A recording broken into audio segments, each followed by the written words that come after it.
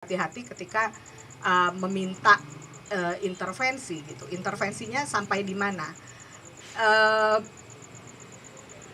Ada juga misalnya kita merasa bansos atau bantuan sosial itu tidak mungkin loh dikorupsi. Raskin, beras untuk masyarakat miskin nggak mungkin ya, karena kan intensinya baik, ini harus dibagi untuk masyarakat yang tidak mampu, saya juga sepakat. Tapi dalam perjalanannya kita juga jangan lupa bahwa ada manusia juga di situ, ada politisi yang punya kepentingan, ada kepala desa yang even raskin aja masih dicatut, atau ada dana haji loh, dana haji atau dana Quran gitu yang masih dikorupsi. Padahal kita percaya kan, mestinya dengan orang yang kita pilih itu kita punya kepercayaan. Tapi makanya di porsi itu kapitalisme juga merasakan perlunya ya ada limit terhadap peran negara. Ketika konteksnya misalnya negara sudah begitu mengguritanya gitu, ya yang justru harus sehat ya kitanya juga gitu. Bahwa kita akan bilang, kita tuh lemah banget lah, nggak mungkin. Tadi Bang Arif bilang susah banget ke istana, saya juga jarang ke istana. Tapi paling nggak kita punya banyak ruang yang membuat demokrasi kita itu bisa berisik, dan kita harus berisik. Bener banyak ya, kalau bisa demo, kalau bisa nulis gitu. Bersuara, platformnya pun juga nggak harus di media-media yang sekarang itu saking banyaknya platform, kita itu bisa banget kok bersuara gitu. Ada change.org misalnya kalau mau petisi, dan kita nggak harus menjadi public figure segala macam, kita punya concern kayak tadi isu lingkungan misalnya, atau isu yang tadi Lusti bilang gitu soal ada eksploitasi perempuan juga disudutkan. Banyak banget platformnya. Tapi tentu itu bukan pekerjaan sendiri. Makanya kapitalisme juga mendorong pentingnya kolaborasi. Tadi menyambung yang tadi di Bomel itu, ya itu benar sekali. Karena misalnya taruhlah di konteks kita ngomongin soal startup gitu. Dan memang yang didorong adalah agar mereka punya ekosistem. Biar bagaimanapun kan startup juga butuh supervisi ya, at least di awal. Ini gimana cara-caranya, yang dimana sebenarnya korporasi itu yang sudah established mereka bisa membantu. Bahkan sebenarnya semangatnya itu adalah gimana sih pelajaran kewirausahaan itu bisa diperkenalkan sejak dini. Dulu-dulu kan kalau dibilang ya kalau D3 harusnya udah cepat bisa kerja. S1 apa S2 ya nggak cuma jadi pekerja, menciptakan lapangan pekerjaan. Dan kayaknya trennya sekarang orang malah kadang-kadang ya udah lebih baik meninggalkan pekerjaan tetap tapi menjadi driver. Ya nggak salah juga, driver kan nggak haram kan. Saya pengen menggunakan kapital saya, punya mobil, daripada saya kerja kantoran 9 sampai jam 5 pendapatannya ya segitu, pakai aja mobil. Tapi itu semua pilihan dan semua tentu ada konsekuensinya. Buat saya misalnya mengatakan teriak bahwa ini pembagiannya nih nggak adil nih, kita kan pemilik modal segala macam, tapi yang penting tidak dipaksa. Ketika saya menjadi sopir dan saya tahu saya dapatnya segini, selama itu saya bisa juga bear ya, artinya buat saya ya itu masih fair karena mereka lakukan marketing tapi saya yang memenuhi yang bensin dan segala macam, dan hak saya dipenuhi dengan komisinya. Saya tidak dipaksa, saya tidak dikenakan kekerasan. Buat saya itu fair. Tapi memang kapitalisme tidak bilang bahwa ini kayak lo 50 gue 50, ya tidak, karena memang ya pengakuan bahwa kita itu punya perbedaan. Kenapa sih pada beli kopi gitu, atau enggak kenapa enggak kita jadi barista aja semua di sini? Ya orang yang bisa di sini si Christine kok gitu. Kalau semuanya mau jadi barista bagaimana gitu? Bukannya tidak boleh, tapi artinya ada spesialisasi, ada comparative advantage. Ya misalnya Bang Eko tanpa sekolah dia bisa baca-baca pemikiran, ya mungkin dia udah sering di literasi atau dia belajar dari kehidupan dan dia bisa baca dari manapun, tapi kan aksesnya dia tidak ada yang melarang dia membaca buku gitu. Itu yang penting gitu. Dan dia tidak dilarang nggak boleh hidup karena tidak punya sertifikasi.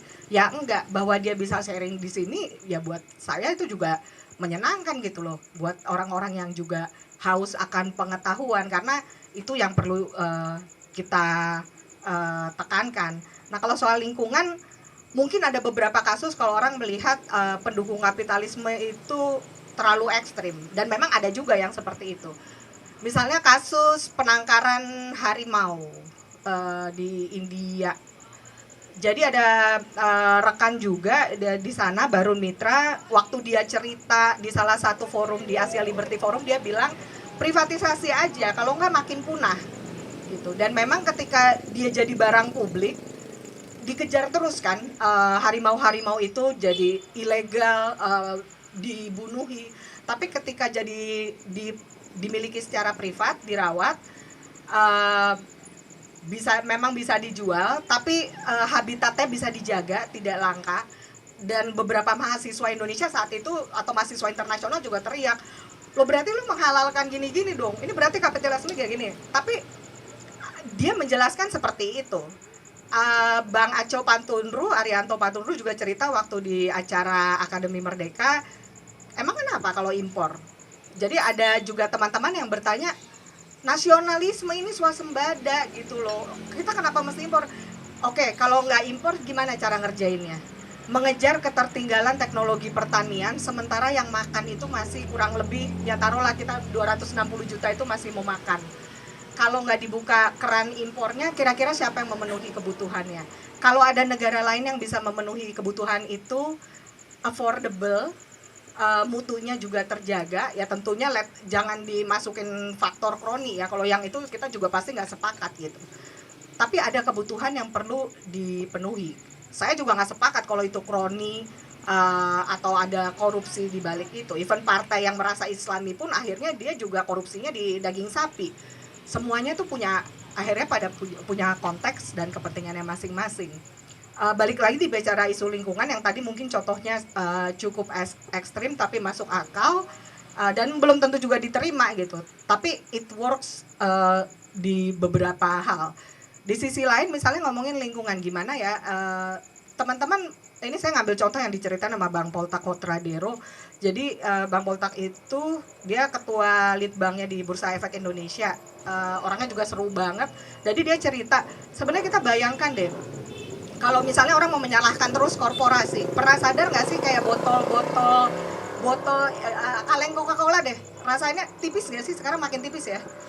Tapi itu karena korporasi itu berpikir keras, ini gimana biar produk gue ramah lingkungan juga, tapi daya tahannya cukup kuat, cuman lebih tipis. Jadi mereka melakukan riset dan itu dilakukan oleh korporasi karena apa? Dia ingin memenuhi juga kebutuhan pasar untuk produk yang seperti itu gitu.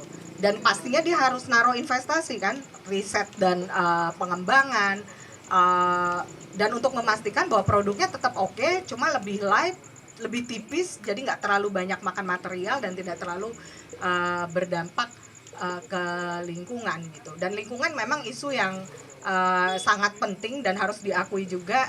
Eksternalitas buat saya itu juga masih diskusi bersama juga di teman-teman di kapitalisme, dan kita juga banyak perbedaan di sisi itu.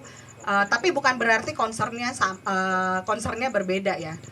Cuman kan memang kalau dilihat ya, yang satu lebih menginginkan lebih banyak peran negara, yang satu ayo kita kerjakan sama-sama gitu. Kalau ada inisiatif dari pihak swasta untuk lebih ramah lingkungan, kenapa enggak? Karena misalnya mereka lebih punya dana, lebih punya kemampuan, pakarnya juga banyak di litbangnya bisa melakukan itu.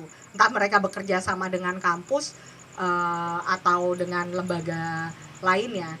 Tapi ada upaya-upaya yang maksud saya setidaknya kita lihat kasus per kasus sehingga juga tidak menggeneralisir. Atau juga menganggap bahwa ini adalah kunci menuju surga, enggak. Karena pasti semuanya itu juga pasti ada kekurangannya, ada konteksnya. Ketika saya memutuskan dalam artian saya ikut dalam gerakan ini adalah saya lebih melihat karena saya lebih melihat ya karena ini about menjadi manusia aja gitu. Saya juga tidak terbayang untuk sesuatu yang atas nama kemanusiaan atau atas nama siapapun membuat orang harus seragam, membuat orang jadi ditipu karena tadi yang dibilang Bang Eko harus memilih dogma, padahal ya ngapain gitu loh. Kita keluar dari sini pun buat saya sudah cukup senang kalau akhirnya ini bisa buku ini bisa dibaca dan ya bisa menjadi tambahan gitu, bahwa nanti teman-teman saya malah dorong baca lagi buku yang lain, ikuti mungkin literasi atau perempuan hari ini atau sekolah estetika punya diskusi yang lain, karena kita butuh perkaya itu, karena pada ujungnya ya pilihannya di kita masing-masing gitu. Tapi kita punya beberapa literatur, beberapa sumber tambahan, sehingga ketika kita entah mau membuat keputusan atau kita mau berdemo atau menulis atau menyatakan pendapat, at least kita tahu yang kita omongin itu definisinya bener loh, yang ini di sini.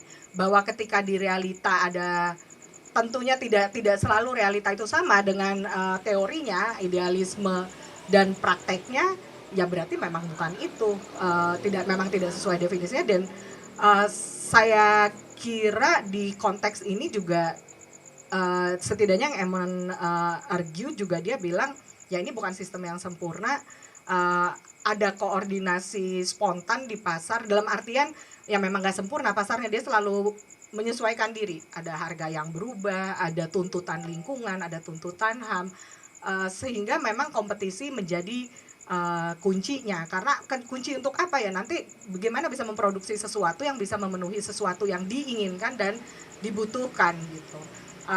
Dulu kenapa sih kompetisi penting gitu? Saya selalu suka mengambil contoh ini ya, misalnya dulu provider utamanya kan kayaknya Telkomsel, ya ada lah Indosat yang lain-lain. Tapi jahatnya Telkomsel waktu itu, saya harus mengatakan itu 2004 saya tuh masih kena roaming di Jogja 20.000. Kita tuh ada di mana? Kalau saya di luar negeri sih saya masih masuk akal. Tapi dengan banyaknya provider yang masuk gitu, entah dari dalam dan luar negeri ataupun apapun kepemilikan sahamnya, mereka harus berkompetisi gimana caranya teknologinya atau pemasarannya bisa mendapatkan memberikan paket-paket yang memang bisa menarik konsumen gitu. Dan setelah saat itu ya memang udah nggak ada roaming lagi, dan harusnya memang bisa kan gitu. Lalu pemerintah juga menjatuhkan hukuman ke para provider yang bersekongkol. Mungkin kalau teman-teman ingat kasus yang SMS Rp350, padahal mestinya nggak segitu. Nah di situ itu pentingnya negara, karena dia melihat wah ini nggak bisa nih, ini ada oligopoli gitu, ada